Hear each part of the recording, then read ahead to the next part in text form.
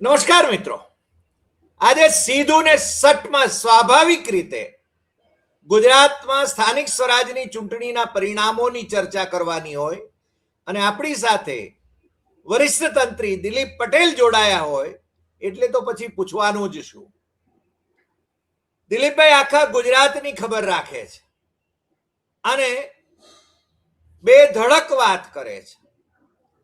દિલીપભાઈ આ પક્ષ કે તે પક્ષ એની પીઆરશીપ પણ નથી કરતા, કારણ કે પત્રકારોમાં પણ પીઆરશીપ કરવાનો જમાનો છે અને દિલીપભાઈ આ બધાથી નોખા છે અને એટલા માટે જ આપણી સાથે જ્યારે જ્યારે દિલીપભાઈ જોડાય છે ત્યારે આખો એપિસોડ એટલો રસપ્રદ હોય છે કે સાચી વાત, ટકોરાબંધ વાત એ છેલ્લે સુધી કહેતા હોય છે અને એટલા માટે સીધું ને સટમાં દિલીપભાઈનું આપણે સ્વાગત કરીએ છીએ. દિલીપભાઈ, આજે પરિણામો હજુ તો આવી રહ્યા છે અને એ પરિણામો એ અપેક્ષા પ્રમાણે જ ભારતીય જનતા પાર્ટીને અપર હેન્ડ તો આપે, પરંતુ ભારતીય જનતા પાર્ટી પ્રત્યે જે રોષ પ્રગટતો હતો ઠેક ઠેકાણે, એના પુરાવા રૂપે એના કેટલાક આમ આદમી પાર્ટીમાંથી, કેટલાક કોંગ્રેસમાંથી જે લોકો ભારતીય જનતા પાર્ટીમાં જોડાયા એ લોકો હાર્યા, એમાં પણ આપણને જોવા મળે છે. સત્તાનો થાય એટલો દુરુપયોગ કરવો, પોલીસ તંત્રનો દુરુપયોગ કરવો, રેવન્યુ તંત્રનો દુરુપયોગ કરવો, ઉમેદવારી પત્રો કેમ કરીને રદ કરી શકાય એનો ખેલ કરવો, ઉમેદવારોની સામે ખટલા કેમ દાખલ કરી શકાય અથવા દબાવી શકાય, લાલચ કેમ આપી શકાય, લાખો રૂપિયાના ભાવ જ્યારે બોલાતા હોય અને જેની ઠુમ્મર કોંગ્રેસના અગ્રણી એમણે તો ફેસબુક ઉપર પણ એ ભાવ મૂક્યા હતા, એટલે હવે છે ને આ બધું છડે ચોક થાય છે. કારણ કે હૃદય પરિવર્તન રાતોરાત થઈ જાય કે દિવસે દિવસે થઈ જાય, કલાકોમાં હૃદય પરિવર્તન થઈ જાય. ઉમેદવારી કોંગ્રેસની કરે અને પછી તરત જ પાછા કોંગ્રેસનું મેન્ડેટ લઈને ભારતીય જનતા પાર્ટીનો મેન્ડેટ રસ્તામાંથી લઈ લે, એવા પણ અગાઉ પણ વારંવાર કોંગ્રેસની બેઠક ઉપર ચૂંટાતા રહેલા ડેલિગેટ, એમના ખેલ પણ આપણે જોયા. મોટા નેતાઓ પણ વેચાતા હોય છે એ પણ આપણે જોયું. પણ ઓવરઓલ અત્યાર સુધીમાં જે આપણે જ્યારે એપિસોડ કરી રહ્યા છીએ બપોરના 3 વાગ્યામાં, ત્યારે જે પરિણામોનું વલણ છે એને આધારે આપણે છે ને આ પરિણામોની ચર્ચા કરીશું. હજુ પરિણામોનું નિરીક્ષણ થવાનું બાકી છે, પણ દિલીપભાઈ, આપણે જે ચર્ચા કરવાની છે એ ગુજરાતમાં લોકશાહીને જે લૂણો લાગ્યો છે, જે લોકશાહીને બદલે ઠોકશાહી તરફ આપણે જઈ રહ્યા છીએ, કે બિકાઉ લોકશાહી બની રહી છે, એની ચર્ચા તો આપણે કરવી પડે. એટલે દિલીપભાઈ, આપનું સીધું ને સટમાં સ્વાગત. અને આપ હવે વિગતે જરા આ ચૂંટણીના પરિણામો જે દેખાય છે અત્યાર સુધીના, એનું વિશ્લેષણ આપણા દર્શકો જે દેશ વિદેશમાંથી સાંભળવા માટે ઉત્સુક છે એમને માટે આપ રજૂ કરો એવો અનુરોધ. દિલીપભાઈ. અરે ભાઈ, અત્યાર સુધીના જે પરિણામો આપણે જોઈ શકીએ છીએ તો એમાં એક તો દિવાળી સ્પષ્ટ વાત છે કે ભારતીય જનતા પાર્ટી મોટા ભાગની જે સ્થાનિક સરકારો છે એના સત્તા પર આવી રહી છે. ક્લીન સ્વીપ પણ કહી શકાય. તો જનાદેશ તો એકદમ ક્લિયર દેખાઈ રહ્યો છે કે ભારતીય જનતા પાર્ટીને ફરીથી જે સ્થાનિક સરકારો જે છે એની 10,000 બેઠકો, એમાંથી મોટા ભાગની બેઠકો આ રીતે ભારતીય જનતા પાર્ટીને જનતાએ આપી છે, મતદારોએ આપી દીધી છે. તો આ એકદમ સ્પષ્ટ ક્લિયર છે કે ફરીથી ભારતીય જનતા પાર્ટીનો ગુજરાતમાં વિજય થયો છે. પરંતુ આ વિજય આપણે નજરે જોઈ રહ્યા છીએ, એની જે આપણે નજરે નથી દેખાતું એવી ઘણી બધી બાબતો એવી છે કે જેનું વિશ્લેષણ થવું જરૂરી છે. પહેલી વાત કે ગઈકાલે સૌથી મહત્વની ઘટના મારી દ્રષ્ટિએ આજે ચૂંટણીમાં હોય તો બે મહત્વની ઘટના છે કે એક તો સોમનાથમાં ગઈકાલે અમિત શાહ ત્યાં દર્શન કરવા માટે ગયા હતા. એ હંમેશને માટે ત્યાં સોમનાથ જાય છે અને કેટલાક નેતાઓને ખાનગીમાં મળે પણ છે. ત્યાં ઘણા બધા જે જાણીતા છે એમની સાથીદારોમાંના કેટલાક, કારણ કે આખી જે પટ્ટી છે જે પટ્ટીઓમાં છેક દ્વારકા સુધીની એ આખી દરિયાકાંઠાની પટ્ટી છે, ભાવનગરથી લઈને ત્યાં સુધી, એમાં એવા બધા જે અમુક તત્વો એવા છે કે જે અમિત શાહ સાથે સારું બને છે એમને, અને એ ચૂંટણી જીતવા માટે મદદ કરે છે. તો આટલો મોટો પ્રમાણમાં ત્યાં પ્રભુત્વ હોવા છતાં સોમનાથની બેઠક ઉપર એના જે ભારતીય જનતા પાર્ટીના નગરપાલિકાના પ્રમુખ હતા એ હારી ગયા. ત્યાંના જે ધારાસભ્ય જે છે ભગા બારડ, એના ગામમાં એને બેઠક ગુમાવી. તો આ સોમનાથની આસપાસમાં આવા ઘણા બધા એવી બાબતો છે કે જે ભારતીય જનતા પાર્ટી માટે આંચકારૂપ છે. એક બાજુ ત્યાં દર્શન કરવા માટે અમિત શાહ જઈ રહ્યા છે અને બીજી બાજુ આ જ સ્થળે એમને જે જીતની આશા હતી એવી ઘણી બધી બાબતો એ ત્યાં હારી પણ ગયા છે. અને બીજું, પોરબંદરમાં અર્જુન મોઢવાડિયાનું જે ગામ છે એમાં પણ મોઢવાડા ગામ જે છે એના અર્જુન મોઢવાડિયાના વિસ્તારમાં ત્યાં પણ એ જોવા મળે છે કે ત્યાં એનો હારનો સામનો અર્જુન મોઢવાડિયાએ કર્યો છે. બીજી બાજુ દ્વારકામાં પણ આવું જ જોવા મળે છે. ત્યાં પણ ધાર્મિક સ્થાન છે, ત્યાં પણ હાર થઈ છે. પરંતુ સૌથી ગંભીર બાબત તો મારી દ્રષ્ટિએ એ લાગે છે કે લોકોએ રિલાયન્સને પડકાર ફેંકતા હોય એમ લાલપુર તાલુકા પંચાયત આમ આદમી પાર્ટીને સોંપી દીધી છે. આ આખી ગુજરાતની સૌથી મોટી જીત આમ આદમી પાર્ટીની હું એટલા માટે ગણું છું કે ત્યાં રિલાયન્સ જે કે એટલું જ પાંદડું, એ રાજકીય પાંદડું જેને આપણે કહીએ છીએ એટલું હલે છે, એના સિવાય હલતું નથી. ત્યાં આમ આદમી પાર્ટીનો પગ પેસારો એ મારી દ્રષ્ટિએ આખા ભારતના સૌથી મોટા સમાચાર હોવા જોઈએ. કારણ કે રિલાયન્સ છે ને, રિલાયન્સ ધારે તે પક્ષ પાસે ધારે તે કરાવી શકે છે. તો રિલાયન્સના જે એના ગોઠવાયેલા કેટલાક જે લોકો જે છે એ ત્યાં રાજકારણ નક્કી કરે છે કોણ જીતશે કોણ હારશે. તો આમ આદમી પાર્ટી જે જીતી છે લાલપુરમાં રિલાયન્સના મુકેશભાઈના ગઢમાં, એ આખા ભારતની માં સૌથી મોટા સમાચાર મારી દ્રષ્ટિએ હોવા જોઈએ. રાજકીય તો છે જ, પરંતુ કારણ કે અત્યારે આપણે જાણીએ છીએ કે રિલાયન્સ ને અદાણી કંપનીઓ, આ જે બે કંપનીઓ છે એ ભારતનું રાજકારણ નક્કી કરે છે. કોને કેટલું ફંડ આપવાથી લઈને ક્યાં કોને જીતાડવા હરાવવાથી લઈને જે બધી સોગઠાબાજી ગોઠવી હોય છે એમાં એનો મહત્વનો રોલ હોય છે. તો ત્યાં એમની એ જીત થઈ છે. તો આવી કેટલીક બાબતો છે. હરિભાઈ, દિલીપભાઈ, આપે આ બહુ સરસ એક વાત કરી. ધર્મ સ્થળોની, જે આપણા આસ્થા સ્થળો છે, ત્યાં ભારતીય જનતા પાર્ટીને જે ફટકો પડ્યો છે, કારણ કે ધર્મના નામે જ વોટ બટોરે છે, આપણે જાણીએ છીએ. પણ હું ઉત્તર ગુજરાતના બે સ્થળો, ધાર્મિક સ્થળો જે બહુ જ મહત્વના છે, એક અંબાજી અને બીજું શામળાજી, અહીંયા પણ ભારતીય જનતા પાર્ટીને જાકારો મળ્યો છે. અને હરિભાઈ, પાડલિયાની ઘટના તમે જાણો છો. ઓકે, બોલો. હા, પાડલિયાની ઘટના તમે જાણો છો. આદિવાસીઓ ઉપર અત્યાચાર જે રીતે આ સરકારે કર્યા અને જે ખેલ થયો, એમણે આ વખતે અંબાજીની 5 બેઠકો, જે અંબાજી જિલ્લા પંચાયતની બેઠક હેઠળ આવતી 5 તાલુકા પંચાયત બેઠકો, એમાં ભારતીય જનતા પાર્ટીને જાકારો આપ્યો. અને શામળાજીમાં તો શામળાજી ઓડ બેઠક ઉપર તો આઈપીએસ અધિકારીમાંથી વીઆરએસ લઈને મનોજ નીનામા, આઈપીએસ અધિકારી, એની નોકરી ઘણી બાકી હોવા છતાં એ છે ને આમે સરકારી કામ કરતા જ હશે, બધું એની ફરજ બજાવતો હશે, એમ આપણે તો કહીએ નિષ્ઠાપૂર્વક બજાવતો હશે, પણ એને છે ને કોણ જાણે રાજકીય કીડો સૂજો અને એણે ભારતીય જનતા પાર્ટીમાં જોડાવાનું નક્કી કર્યું અને બેઠક લડવાનું નક્કી કર્યું. એ પણ હારી ગયા છે. હવે એ પાછા જેમ જમ્મુ કાશ્મીરની અંદર પેલા આઈએએસ અધિકારી, જેણે ટોપ રેન્કર આઈએએસ અધિકારી હતો, જેણે જેને પોતાની પાર્ટી સ્થાપી હતી નરેન્દ્ર મોદીની કૃપાથી, અને એ પછી એનું કંઈ ઉપજ્યું નહીં ત્યાં આગળ, એટલે વળી પાછો જેને સિવિલ સર્વિસમાં પાછો જેને દાખલ થઈ ગયો, રાજકીય કારકિર્દી કરીને નરેન્દ્ર મોદીએ એને પાછો જેને સિવિલ સર્વિસમાં મૂકી દીધો, એટલે કાયમી એનો એજન્ટ થઈ જાય.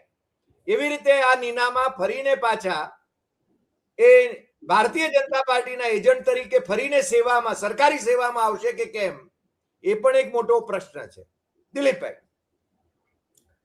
હરિભાઈ, તમે જે વાત કરી ધાર્મિક સ્થાનોમાં, તો ભારતીય જનતા પાર્ટીનું જે સોશિયલ મીડિયા એકાઉન્ટ છે ફેસબુકનું, એમાં પણ એમની 6 પોસ્ટ એવી છે કે જે આપણે જે નામ લીધા છે ત્યાં એને વિકાસના નામે, કોરિડોરના નામે, ધાર્મિક બાબતોના નામે મતદારોને સીધા મત મેળવવા માટેની અપીલ કરી છે કે અમને મત, આના કારણસર અમને મત આપો. એમાં આ બધા સ્થળો આવી જાય છે.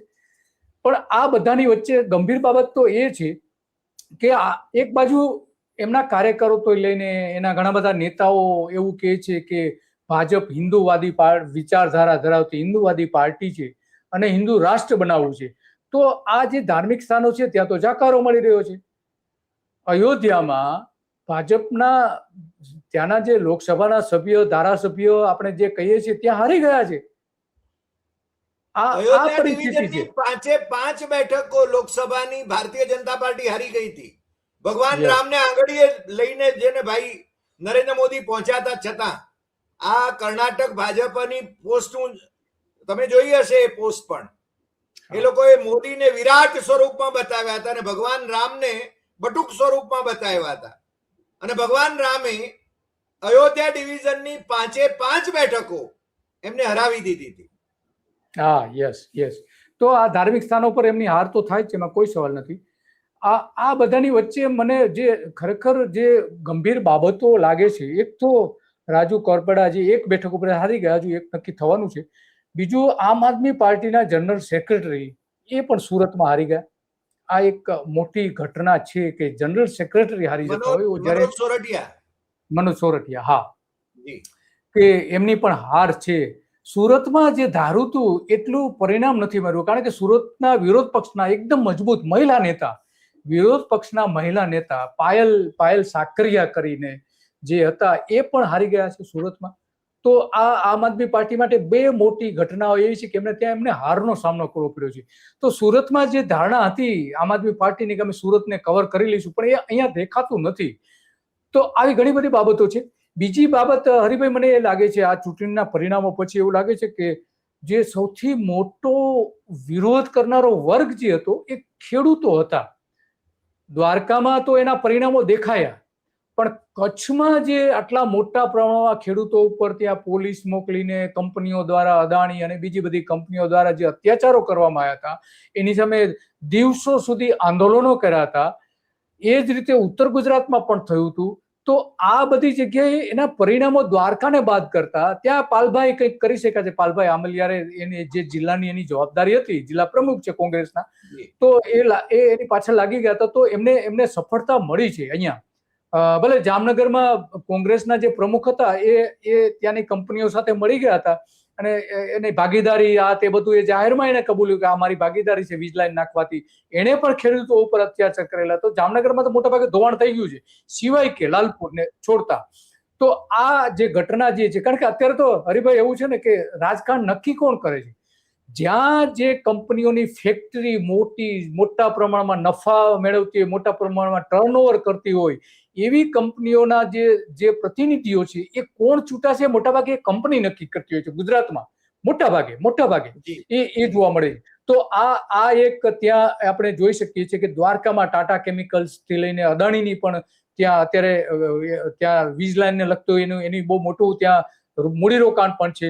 અને રિલાયન્સ પોતે પણ ત્યાં મૂડીરોકાણ કરી રહી છે, બીજી બધી કંપનીઓ પણ ત્યાં આવી રહી છે. તો આ બધું જે હાર જીત જે થઈ છે, તો એ આ કંપનીઓ માટે પણ ક્યારેક પડકારરૂપ બની શકે છે. અને આ જે થયું છે એ એક બહુ મહત્વનું છે. બીજું, આમાં આ જે પરિણામો આપણે જોઈએ છીએ એ પરિણામોમાં જે હું વાત કરી રહ્યો હતો આંદોલનોની, કે ખેડૂતોનું જે આંદોલન હતું ત્યાં નથી જોડું. ગુજરાતમાં સીધું આંદોલન હોય, જેને મત બહિષ્કારની જાહેરાત કરી હોય, એવું મહેસાણા મહાનગરપાલિકામાં હતું. મહેસાણા નગરપાલિકામાં ભારતીય જનતા પાર્ટીની સરકારે નેતાઓએ બળજબરીપૂર્વક 20 ગામડાઓ રીતસર જ્યાં ખેતીવાડી થઈ રહી છે એને મહેસાણા મહાનગરપાલિકામાં ભેળવી દીધા, કે જે વાસ્તવમાં તો શહેરો જ નથી, ગામડાઓ છે. આજુબાજુ ખેતરો છે, ખેડૂતો ખેતી કરે છે અને કોઈ શહેર જેવું ત્યાં વાતાવરણ નથી. છતાં પણ બળજબરીપૂર્વક આ 20 ગામડાઓને ભેળવી દીધા હતા. એ લાંબા સમયથી આંદોલન કરી હતા. એમાં 10 ગામ તો એવા હતા કે જેને ચૂંટણી જાહેર થઈ એની પહેલા એમણે જાહેરાત કરી હતી કે અમે મતદાનનો બહિષ્કાર કરીશું, અને મોટાભાગના બહિષ્કાર પણ કર્યો. છતાં પણ મહેસાણામાં ક્લીન સ્વીપ ભારતીય જનતા પાર્ટીને આપી છે. એટલે કે જે વિરોધ કરનારાઓ હતા, ખેડૂતોની વાત કરું છું, બીજી બધી જગ્યાએ ઘણા પણ વિરોધ થયા હતા, તો એમાં દ્વારકાને બાદ કરતા બહુ સફળતા મળી એવું લાગતું નથી મને ક્યાંય એટલા મોટા પ્રમાણમાં ખેડૂતોને. તો આ જે વિરોધ થાય છે એનું કારણ એ છે કે માનો કે એક ગામ છે તો ત્યાં 8 થી 10 ખેડૂતોને જ અસર થતી હોય છે. એક ગામમાં 2000ની વસ્તી હોય તો એમાં વધીને 100-200 લોકોને એની અસર થતી હોય. લોકોની વાત કરું છું, કુટુંબ ખેડૂતોની વાત નથી કરતો.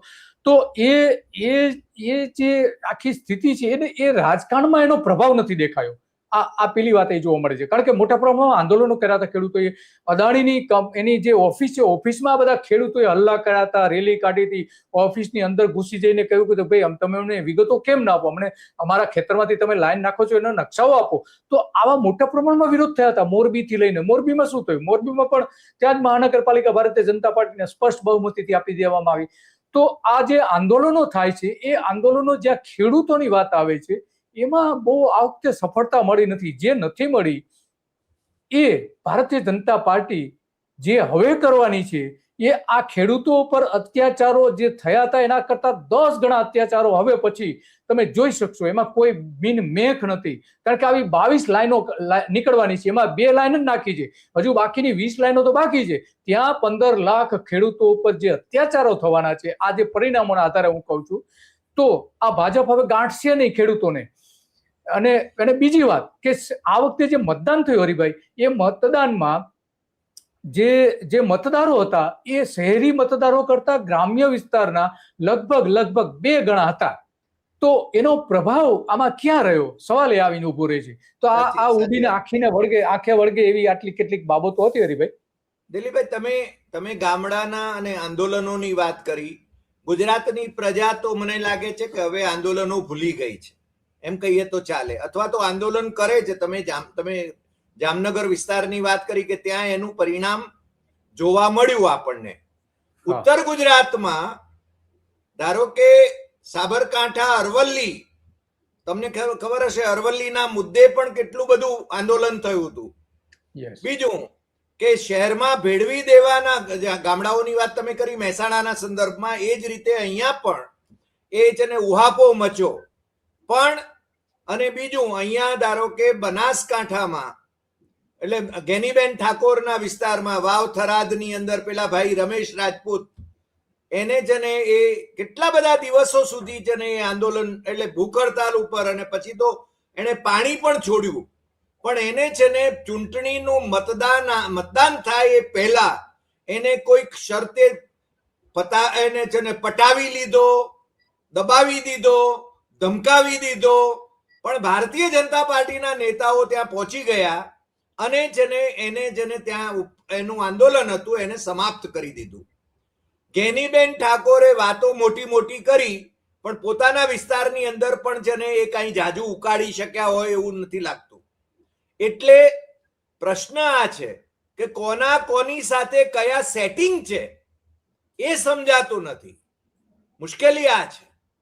છૂટા છવાયા પેલા કહીએ, ધારો કે અંબાજીની અંદર જે રબારી સમાજના જે ઘરો હતા એ વિકાસના નામે, અથવા ત્યાં આગળ છે ને જંગલમાં વિકાસ કરવો હતો આમણે, એના નામે મકાનો એનો રોડ રસ્તો પહોળો કરવા માટે એ છે ને તોડી નાખવામાં આવ્યા. તમને ખબર છે એ આખું આંદોલન ચાલ્યું. ગર્ભવતી મહિલાઓ હતી તો એમને છે ને ઘર વિહોણા કરી દેવામાં આવ્યા, બાળકોને ઘર વિહોણા કરી દેવામાં આવ્યા. અને પછી જ્યારે આંદોલન ચાલ્યું ત્યારે એ આંદોલનને કઈ રીતે ટાઢું પાડી દેવું અથવા તો ગાજર લટકાવી દેવું અને પછી છે ને ભૂલી જવું, આ છે ને ભારતીય જનતા પાર્ટીની સ્ટાઇલ છે. એના એજન્ટો પહોંચી જાય છે. હા, યસ યસ, મનાવી એટલે લે છે એની કોઈ પણ. અસર જ નથી થતી.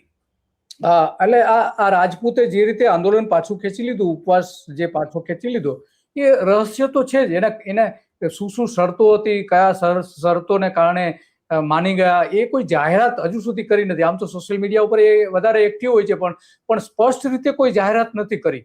અને એટલે કે એ રહસ્યમય તો છે જ કે કોઈકના દબાણ હેઠળ આવી ગયા, અથવા તો કોઈક પ્રકારના દબાણ હેઠળ આવી ગયા છે. એના એમાં તો કોઈ સમાજના પ્રમુખ અને બીજા નેતાઓએ આવીને આગ્રહ કર્યો એટલે એને છે ને આંદોલન છોડી દીધું, અથવા તો છોડી એ દીધું. ઉઠી ગયો. હા, હવે તમને ખબર છે કે એ જયારે ઉપવાસ હા, ઉપર હતો ત્યારે ત્યાં કોઈ ફરકતું નહોતું, યસ.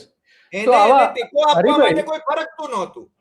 હરિભાઈ, તો આમાં બીજો એક આશ્ચર્યજનક બાબત તો એ દેખાઈ રહી છે કે આ વખતે વ્યાપક પ્રમાણમાં લોકોએ વિરોધ કર્યો હતો. જે ઉમેદવારો છે, ભાજપના નેતાઓ છે, એમની સામે વિરોધ કર્યો, કેટલાક કોંગ્રેસના નેતાઓ સામે પણ વિરોધ થયો હતો.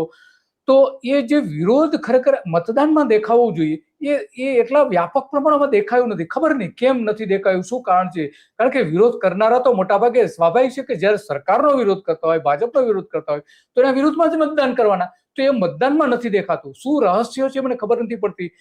એટલા વ્યાપક પ્રમાણમાં અગાઉ આ 40 વર્ષમાં મેં ક્યારેય આટલા મોટા પ્રમાણમાં નેતાઓનો વિરોધ થયો હોય એવું બહુ ભાગ્ય થયો. સિવાય કે જે લોક આંદોલનો હતા, નવ ગુજરાત આંદોલન, જે બધા હતા, એમાં કંઈક નેતાઓ સામેના જે આંદોલનો હતા, ત્યાર પછી આ સૌથી મોટું, જે સામાન્ય લોકો કે જે સંગઠિત નથી એવા લોકો વિરોધ કરી રહ્યા હતા, એ મતદાનમાં દેખાતું નથી. બીજું કે અમદાવાદમાં 25,000 જેટલા ઝૂંપડા, કાચા મકાનો અને દબાણમાં આવતા મકાનો પર બુલડોઝર ભૂપેન્દ્ર પટેલે ફેરવી દીધા છે. તો એ એન્ટી મતમાં કન્વર્ટ થવા જોઈતા હતા. થયા છે ખરા 25,000 કુટુંબો, એટલે કે એ સીધું ધારે તો 3-4 લાખનું મતનું ગાબડું પાડી શકે. કારણ કે એના કુટુંબીજનો, એના ટેકેદારોથી બધા સ્વાભાવિક છે કે બધા નારાજ હોય જ સરકારની આ કામગીરીથી. આવો માત્ર અમદાવાદમાં 25,000 થયા છે એવું નહીં, આખા ગુજરાતમાં લગભગ 75,000 જેટલા આટલા મકાનો, કાચા મકાનો તોડી પાડવામાં આવ્યા હતા. અંબાજી હોય, દ્વારકા હોય, કચ્છના જે વિસ્તારો છે ત્યાં હોય, દ્વારકાનો જે બેટ દ્વારકા છે ત્યાં હોય, સોમનાથમાં પણ આટલા મોટા પ્રમાણમાં ડિમોલેશન કરવામાં આવ્યું હતું. તો આ બધા જે સ્થળો છે આપણે જાણીએ છીએ, દરેક નગરપાલિકાઓમાં કર્યું હતું. તો ઓછામાં ઓછા 75,000 જેટલા મકાનો તોડી પાડવામાં આવ્યા હતા. તો 8-10 લાખ મતદારો તો સીધી વાત છે કે એ સત્તાની સામે આવી શકે છે, પણ એટલા મોટા વ્યાપક પ્રમાણમાં એ વિસ્તારોમાં બહુ દેખાતું નથી. દ્વારકાને બાદ કરતા શામળાજીમાં 1-2 બેઠકો હરાવી છે, એ અંબાજી જે થયું છે એ. તો આ કેમ થઈ રહ્યું છે એ મને બહુ રહસ્યમય લાગી રહ્યું છે હરિભાઈ. इसमें सबसे बड़ा रुपया કતલની રાત અને જે ખેરાત, કતલની રાતે જે ખેરાત ચાલે છે, ગાંધીની નોટો અને બાટલીઓ અને ભોજન ની પંગતો જે પડે છે, મને લાગે છે કે આપણા લોકો છે ને હજુ એમાં જ વેચાઈ જાય છે. એટલે લોકશાહી એમને કેટલી ખપે છે એ હવે આપણને સમજાય છે. મને લાગે છે કે આ જો આવું જ ચાલ્યું તો આ બંધારણ, આ લોકશાહી એ જરૂરી નથી એવા સંજોગો લોકો તરફથી ઊભા કરવામાં આવે તો મને બહુ આશ્ચર્ય થશે નહીં. આમનો આદર્શ તો તમને ખબર છે કે હિટલર અને મુસોલિની છે, એટલે તાનાશાહો છે. અને આમ પણ એ ડીપ સ્ટેટ થી અહીંયા સત્તામાં આવેલી પાર્ટી છે, એટલે રાષ્ટ્રીય સ્તરે, એટલે એને છે ને એને લોકશાહીમાં બહુ રસ નથી. એને બાળા સાહેબ ઠાકરે તો ખુલ્લેઆમ કહેતા હતા કે મારો આદર્શ હિટલર છે, મને લોકશાહીમાં નહીં ઠોકશાહીમાં રસ છે. આ લોકો લોકશાહીની વાતો કરે છે. ભારત એ લોકશાહીની જનની છે એમ કે છે, પરંતુ એનું ગળું કઈ રીતે દબાવી શકાય એ જ દિશામાં એ લોકો કાર્યરત છે. એ આપણે જોઈ શકીએ છીએ, કારણ કે બધા જ તંત્ર ઉપર એમનો કબજો આવી ગયો છે. મને લાગે છે જ્યુડિશિયરી ઉપર પણ હવે આવી ગયો છે. ઇલેક્શન કમિશન એમના ખિસ્સામાં છે, સ્ટેટના ઇલેક્શન કમિશન તો એમના ખિસ્સામાં છે જ છે. અને બેફામ વાણી વિલાસ જે ચાલે છે એની સામે કોઈ મર્યાદા છે નહીં. જે વધારે વાણી વિલાસ કરે એ વધારે સારો નેતા, એવું જો પ્રજા પણ તાળીઓ પાડીને સ્વીકારતી હોય તો આ પ્રજાને ખરેખર લોકશાહી ખપે છે કે કેમ, એવો પ્રશ્ન તો થયા વિના રહેતો નથી. દિલીપભાઈ, શું કહેશો? વાત સાચી છે કે લોકોએ મત તો આપ્યા જ છે, કારણ કે મતના પરિણામો દેખાઈ રહ્યા છે. હવે લોકોએ કઈ બાજુ આપ્યા છે, કેમ આપ્યા છે, એ તો હવે આપણે જાણી શકતા નથી, કારણ કે ઈવીએમ છે. બેલેટથી મતદાન થાય તો આપણે સ્પષ્ટપણે આપણે જાણી શકીએ કે ખરેખર વાસ્તવિક પરિસ્થિતિ શું હતી. તો આ તો મશીન છે, અદ્રશ્ય બધા મતો થઈ જાય છે, અને એક વખત તમે બટન દબાવી દીધા પછી ક્યાં ગયું, શું ગયું, કઈ આપણે ખબર પડે નહીં. તો એનો વિરોધ પણ ઘણી જગ્યાએ થયો. સુરતમાં એક મશીન આવું પણ પકડાયું હતું. તો એ જે હોય તે એમાં આપણી પાસે કોઈ પુરાવા નથી, એટલે આપણે કહેવું મુશ્કેલ છે. પણ રહસ્ય તો ચોક્કસ છે કે આ જે કંઈ થઈ રહ્યું છે હરિભાઈ, એ લોકશાહી શાસન સામે આટલા મોટા વ્યાપક પ્રમાણમાં લોકોનો વિરોધ હોવા છતાં પણ ભારતીય જનતા પાર્ટી હંમેશને માટે ક્લીન સ્વીપ મેળવે છે. કદાચ બની શકે કે સામેના પક્ષો જે છે એ નબળા હોય તો લોકો તો સબળા છે જ. લોકો તો સબળા છે જ. જ્યાં સુખ સુવિધાઓની સારી વ્યવસ્થાઓ છે એવા વિસ્તારો જે છે ત્યાં ઓછામાં ઓછું મતદાન થયું છે, અને જ્યાં લોકો મુશ્કેલીમાં છે ત્યાં મેક્સિમમ મતદાન થયું છે. લગભગ સુખ સુવિધા વાળા મત વિસ્તારના કમ્પેરિઝનમાં ડબલ મતદાન થયું છે. તો સ્વાભાવિક છે કે જ્યાં પીડા છે ત્યાં પીડા વ્યક્ત કરવા માટે મશીન સુધી તો જાય છે, પરંતુ એ પીડા મશીનમાં કઈ તરફ જઈ રહી છે એ ખબર નથી પડતી. એના વગર આટલું મતદાન કેમ વધારે થઈ શકે? આ એક સવાલ મને હંમેશના માટે થતો આવ્યો છે. અને આ વખતે એવું લાગતું હતું કે 40 વર્ષથી અમદાવાદમાં ભારતીય જનતા પાર્ટીનું શાસન રહ્યું છે, વચ્ચે 5 વર્ષને બાદ કરતા 5 વર્ષ કોંગ્રેસ આવી. તો આ 40 વર્ષનું એક હથ્થું શાસન જે છે એમાં ગયા 5 વર્ષમાં જે 5,000 કરોડ રૂપિયાના કૌભાંડો થયા હતા અને લોકોની નારાજગી હતી, તો આ 40 વર્ષ સુધી કોઈ એક પક્ષને સત્તા સોંપવી એ કોઈ પણ રીતે, આ વખતે તો મને એવું લાગતું હતું કે લોકો કદાચ પરિવર્તન લાવશે, પણ પરિવર્તન આવી શક્યું નથી. વાસ્તવમાં 5 વર્ષ માટે કોઈ એક પક્ષને બદલી નાખવા જોઈએ, અથવા તો 10 વર્ષે બદલી નાખવા જોઈએ, બીજા પક્ષને લાવો તમે. આપણે એવો કોઈ આગ્રહ નથી કે ભાજપને હંમેશા માટે તમે દૂર કરો, પરંતુ 5 વર્ષ માટે આ સત્તા વિહીન કરવા જોઈએ કોઈ પણ નેતાઓ, જેથી કરીને એને હંમેશા માટે ભાન રહે કે એમણે લોકો માટે કામ કરવાનું છે, પક્ષ માટે નહીં, દિલ્હીમાં બેઠેલા નરેન્દ્ર મોદી માટે નહીં, અમિત શાહ માટે નહીં. જે આપણા નેતાઓ એ ભાષણ કરવા ઉભા થાય છે ત્યારે દર 5 વાક્યો બોલે ત્યાં નરેન્દ્ર મોદીનું એને નામ લેવું ફરજિયાત છે, ફરજિયાત સૂચના છે ઉપરથી કે નરેન્દ્ર મોદીનું તમારે નામ લેવું ને લેવું જ. એવી જે આખી વ્યવસ્થા ઉભી કરી છે એ એક સરમુખત્યાર તરફ દોરી જાય છે. એટલા માટે દર 5 વર્ષે શાસન બદલવું જોઈએ. 5 વર્ષે જો ન બદલો તો 10 વર્ષે તો બદલી જ નાખવું જોઈએ. રાજસ્થાનના લોકો જે કરી રહ્યા છે એવું જો ગુજરાતના લોકો કરશે આ વખતે, એવી આશા હતી, પણ એ આશા મને ક્યાંય દેખાય નહીં હરિભાઈજી. અને હવે એસઆઈઆર અને ઇલેક્શન કમિશનને કારણે રાજસ્થાનમાં પણ આ આશા કેટલી ફળીભૂત થશે એ કહેવાય નહીં. હરિભાઈ એક જ મિનિટ, કેટલાક આંકડાઓ આપી દો, આપણા દર્શકોને કેટલાક આંકડાઓ આપી દો. આ વખતે 72 લાખ મતદારોને જે એસઆઈઆર ની પ્રક્રિયામાં દૂર કરી દેવાય મતદારોને. આમ તો જે ગોલમાલ કરવામાં છે 1 કરોડ જેટલી આરોપ થાય છે કે 1 કરોડ મતદારો, અને એ જે દૂર કર્યા છે એના કારણે મતદાન વધી ગયું છે. લોકો વધારે મત આપવા નથી ગયા. જો એ 72 લાખ મત હોત તો જે 5 વર્ષથી જે મતદાન થતું હતું એટલું જ મતદાન થયું હોત.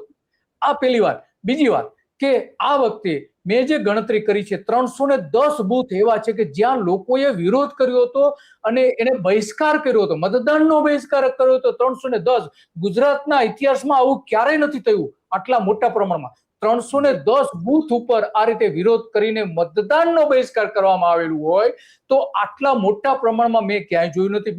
બીજું કે જે આ મતદાર યાદીમાંથી તો નામો દૂર કરી દીધા. અનેક જગ્યાએ એક જ વ્યક્તિના અનેક નામો પણ જોવા મળતા હતા, એ એસઆર પછી પણ જોવા મળતા હતા.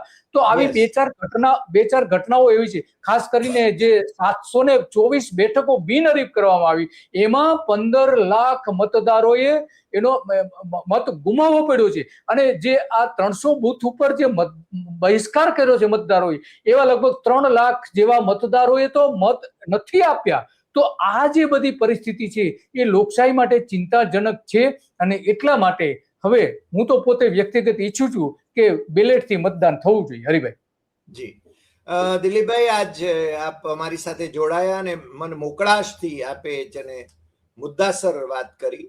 લોકશાહી બચાવવા માટે જ આપણે તો આ ચર્ચા કરીએ છીએ. આપણે આ પક્ષ કે પેલો પક્ષ સત્તામાં આવે એવી કોઈ ગણતરી અથવા તો એવી કોઈ અપીલ આપણે કરતા નથી. આપણે છે ને લોકશાહી બચે, બંધારણ બચે એની જ અપેક્ષા કરીએ છીએ. આજે આટલી વાત. ફરી મળીશું નવા એપિસોડમાં નવા વિષય સાથે. નમસ્કાર.